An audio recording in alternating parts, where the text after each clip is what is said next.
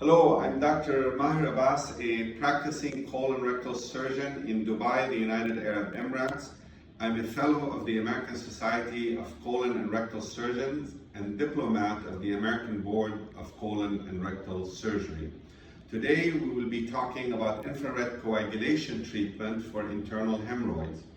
The majority of patients I see with hemorrhoids in the office I usually treat with medications such as suppository, ointment, and fiber supplementation, occasionally pills that we give to shrink the hemorrhoid. But there is a group of patients that require additional intervention where the treatment with medication is not enough and we have to do something to improve the condition of the patient. Usually when we have to intervene as colorectal surgeon, we can either do office-based procedure here in the office or we do intervention in the operating room. For office-based procedure, we have infrared coagulation or rubber band ligation. Rubber band ligation I previously covered in another video. So today we'll be talking about the infrared coagulation. And the first thing I would like to share is which patient is a good candidate for infrared coagulation. Usually we describe internal hemorrhoid in 4 categories, category 1, 2, 3, or 4. In the first category, internal hemorrhoid grade 1, these are hemorrhoids that bleed and have symptoms but do not protrude to the outside.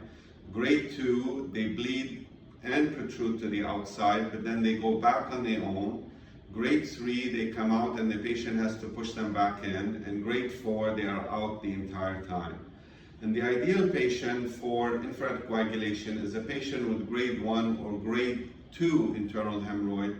And on some occasion, a patient with grade 3 may be considered also for infrared coagulation. In addition to the grade of the hemorrhoid, the patient has to be able to tolerate the insertion of a small instrument, an anoscope, inside the anus in order to deliver the therapy.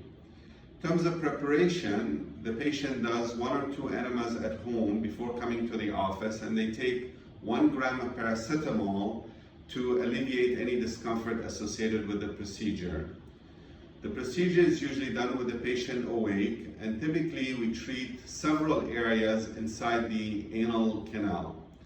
Now, infrared coagulation is basically heat therapy. It's a heat that is generated by a halogen lamp, and I'm going to show you the device here.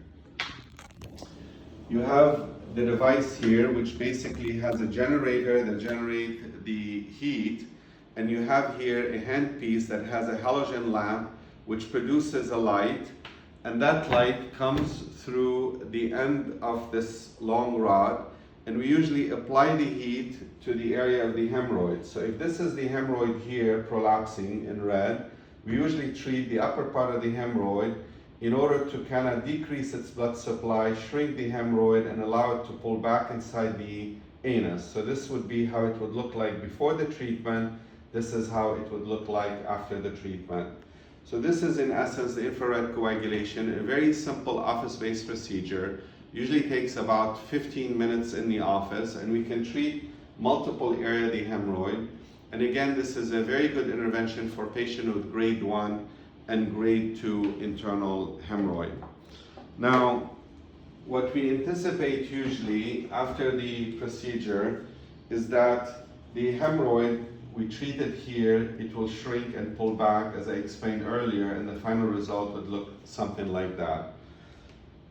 Most patients can benefit from 1 session of infrared coagulation, but there are patients who sometimes may require more than 1 session, and there are patients who may respond, but then long term, maybe a year, 2 years, or 5 years later, require another session treatment. So it's important to be aware that this office-based procedure does not remove the hemorrhoid, but shrink them and make them less inflamed and smaller. And therefore, even though it helps in 1 session, in some patients they may require more than 1 session. Finally, what to anticipate in terms of the aftercare. We usually advise patients to sit in a warm tub for 10 to 15 minutes twice a day for about 3 days after the procedure, and to take paracetamol 1 gram 3 times a day to alleviate any discomfort associated with the procedure. And it's very important to avoid constipation. So if the patient has a history of constipation, to be on either laxative or a fiber supplement to minimize the risk of constipation after the procedure. The procedure is overall very safe. Very, very rarely there's a small risk of bleeding, and risk of infection is incredibly rare after this procedure. So it's a very good option for patients who have grade 1, grade 2 internal hemorrhoid, and on some occasion, a small category of patient with grade 3. And that is basically the procedure of coagulation.